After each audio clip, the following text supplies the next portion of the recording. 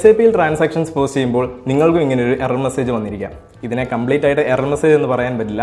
ഇത് SAP configuration സെറ്റിംഗ്സിൽ വരുന്നൊരു മിസ്റ്റേക്കാണ്. അതിനായി നമുക്ക് ഗ്ലോബൽ പാരാമീറ്റേഴ്സ് ചെക്ക് ചെയ്യാം. ഗ്ലോബൽ പാരാമീറ്റേഴ്സ് ചെക്ക് ചെയ്യുന്നതിനായിട്ട് ഉപയോഗിക്കുന്ന T കോഡാണ് OBY6. OBY6ൽ ചെന്ന് നോക്കിയാൽ നിങ്ങൾക്ക് മനസ്സിലാവും എന്ത് എററാണ് അവിടെ സംഭവിച്ചിരിക്കുന്നതെന്ന്. അവിടെ ചെന്ന് നോക്കുമ്പോൾ നിങ്ങൾക്ക് അഡീഷണൽ സെറ്റിംഗ്സിൽ കൺട്രി കോഡ് അസൈൻ ചെയ്ത് കൊടുത്തിട്ടില്ല എന്ന് മനസ്സിലാവും. അതായത് കമ്പനി ഡീറ്റെയിൽസ് എൻ്റർ ചെയ്യുന്ന സമയത്ത് അഡീഷണൽ സെറ്റിംഗ്സിൽ പോയി നമ്മൾ കൺട്രി കോഡ് എൻ്റർ ചെയ്ത് കൊടുക്കേണ്ടതാണ്. എന്നാൽ ഇത് പറ്റാത്തത് മൂലം നമ്മൾ OX02 എന്ന T കോഡ് ഉപയോഗിക്കും. OX02ൽ പോയി കൺട്രി കോഡ് അസൈൻ ചെയ്ത് കൊടുത്താൽ ഈ ഒരു എറർ മെസ്സേജ് കാണിക്കുകയില്ല.